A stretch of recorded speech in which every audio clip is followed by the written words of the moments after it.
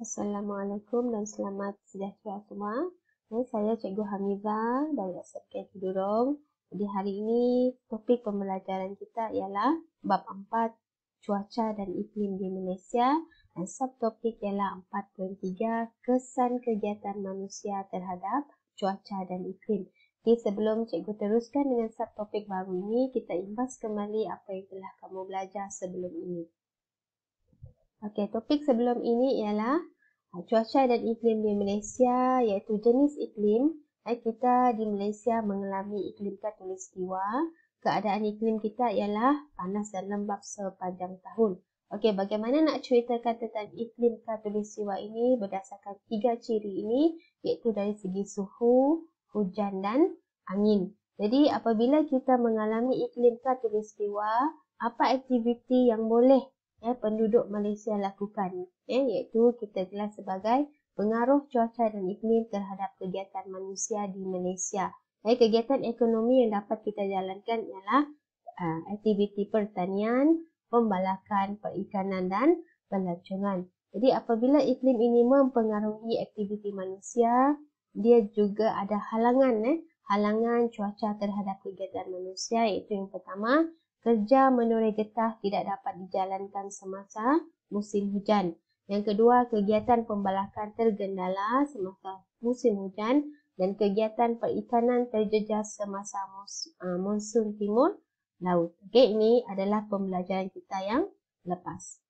Okey, hari ini kita kembali kepada subtopik baru, kesan kegiatan manusia terhadap cuaca dan iklim. Ada 4 kesan. Ada 4 kesan. Yang pertama adalah kesan rumah hijau.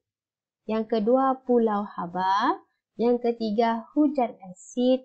Dan yang keempat, jerebu. Okey, ini adalah kesan kegiatan manusia terhadap cuaca dan iklim di Malaysia. Ada 4. Okay, kita lihat satu persatu. Yang pertama, kesan rumah hijau. Apa itu kesan rumah hijau?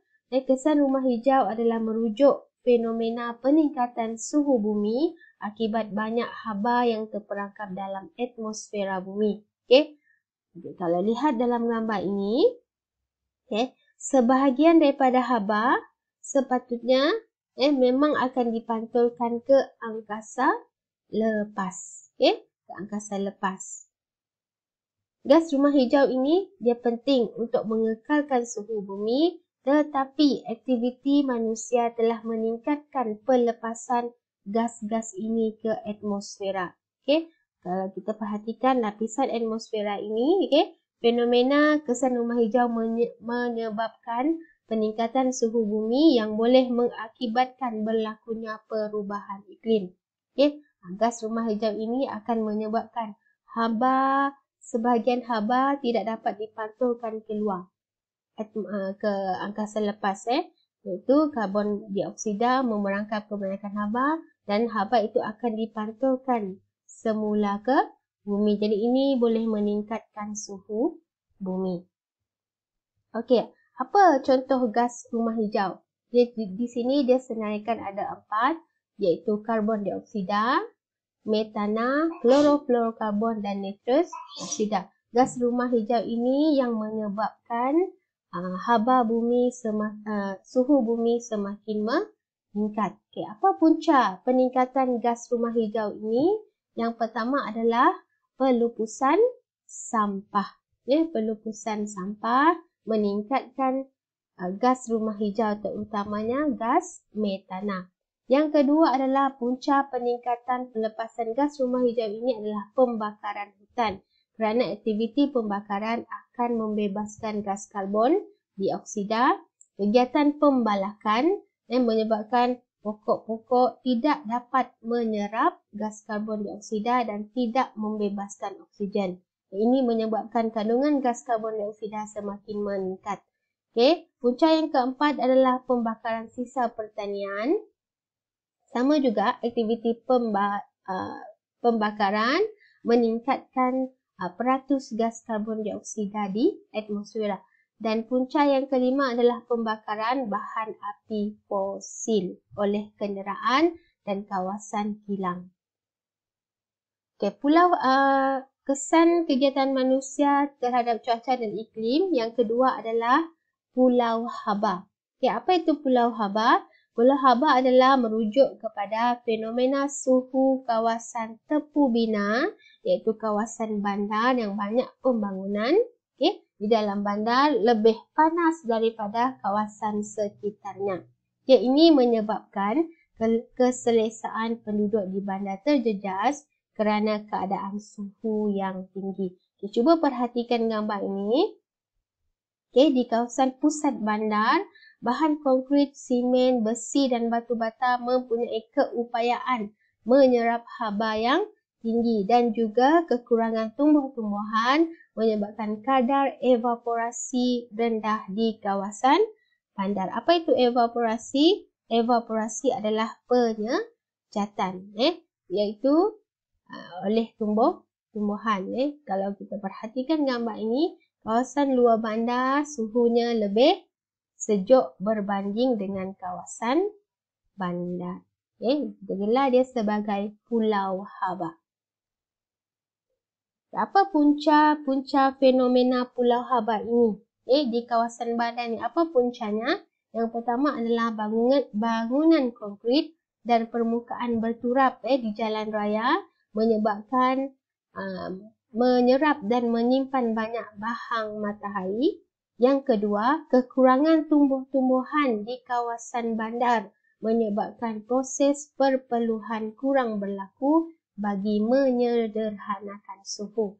Yang ketiga, bahan pencemar seperti debu dan habuk yang dibebaskan oleh kenderaan bermotor dan kilang banyak memerangkap haba. Dan punca pulau haba yang keempat ialah kesesakan jalan raya menyebabkan pelepasan asap dan haba yang tinggi oleh kenderaan. Okey, kesan kegiatan manusia terhadap cuaca dan iklim di Malaysia yang ketiga ialah hujan asid. Apa ini hujan asid? Hujan asid ialah hujan yang mengandungi kandungan asid lemah dengan nilai pH 5.6. Hujan asid ini berlaku apabila udara di sesuatu kawasan tercemar dengan teruk, terutamanya di kawasan perindustrian. Kawasan perindustrian ini membebaskan sulfur dioksida dan nitrogen oksida. Kita lihat sini. Pembakaran bahan api fosil seperti arang batu dan petroleum oleh kilang, stesen jana kuasa dan kenderaan menyebabkan pembebasan gas sulfur dioksida dan karbon dioksida dan nitrogen oksida yang banyak ke atmosfera. Gas ini akan terlarut dalam wap air dan menghasilkan asid sulfurik dan asid nitrik. Wap air yang mengandungi asid ini akan membentuk awan, dan apabila terpeluap hujan akan turun sebagai hujan asid. Biasanya hujan asid ini berlaku di kawasan perindustrian. Apa kesan hujan asid? Hujan asid memberi kesan yang pertama, memusnahkan tanaman dan tumbuh-tumbuhan. Yang kedua, melunturkan cat dan menghakis dinding bangunan. Yang ketiga, menjejaskan kualiti air dan kepupusan hidupan akuatik, hidupan air. Dan yang keempat, mengancam kesihatan manusia. Kesan kegiatan manusia terhadap cuaca dan iklim di Malaysia yang keempat adalah jerebu. Jerebu disebabkan oleh zarah-zarah halus yang tidak nampak oleh mata kasar terampai di atmosfera dalam kepekatan yang tinggi. Apabila partikel ini wujud dalam kuantiti yang banyak dan berkelompok, ianya boleh menyekat pancaran matahari ke bumi. Oleh yang demikian, keadaan ini akan mengurangkan jarak pandangan mata kasar. Kalau kita lihat dalam gambar ini, ini adalah keadaan jerebu di mana jarak penglihatan kita adalah terhad. Apa punca-punca jerebu ini? Yang pertama adalah letusan gunung berapi di negara jiran seperti Indonesia dan juga Filipina. Yang kedua, pembakaran bahan api fosil oleh kenderaan dan kilang. Yang ketiga, pembakaran hutan. Dan yang keempat, pembakaran terbuka iaitu sampah sarat dan sisa tumbuhan. Yang ketiga dan keempat ini pernah berlaku di negara kita di mana pembakaran sisa tumbuhan menyebabkan banyak habuk dan debu di udara dan menyebabkan jerebu. Apa kesan-kesan jerebu? Yang pertama, mengurangkan jarak penglihatan. Yang kedua, mengganggu pertumbuhan tanaman kerana habuk dan debu ini melekat di daun dan ini menyebabkan pokok tidak dapat melakukan fotosintesis. Ini mengganggu pertumbuhan tanaman. Kesan jerebu yang ketiga adalah masalah kesihatan, iaitu kepada kulit, sakit mata, paru-paru dan terutamanya orang yang ada penyakit asma boleh menyebabkan masalah pernafasan.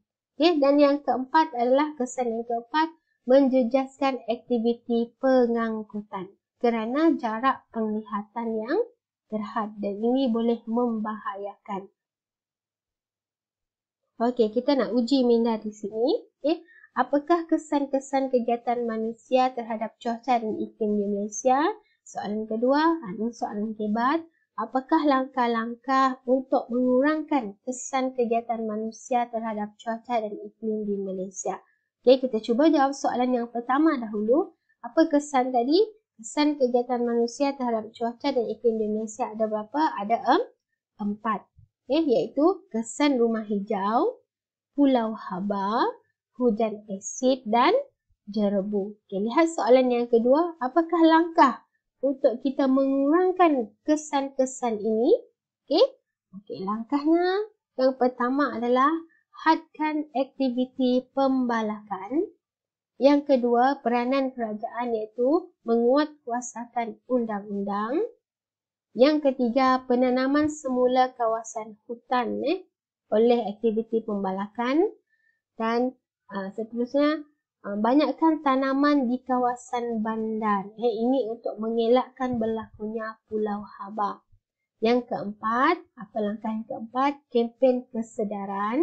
Yang kelima, mengawal aktiviti pembakaran dan utamanya aktiviti pembakaran, aktiviti pertanian. Dan yang keenam adalah pendidikan kepada semua, terutamanya kepada anak-anak di sekolah. Okey, latihan. Apa latihan yang perlu kamu buat? Perlu jawab latihan modul geografi di muka surat 10 hingga 13 dan cikgu akan beri kuis bab 4 Google Form. Sila jawab nanti. Okey, ini latihan modul yang perlu kamu jawab. Kesan kegiatan manusia terhadap cuaca dan iklim di Malaysia bermula dari muka surat 10. Ini muka surat 11. Ini muka surat 12. Dan muka surat 13. Sila jawab latihan modul. Okey, selamat belajar semua.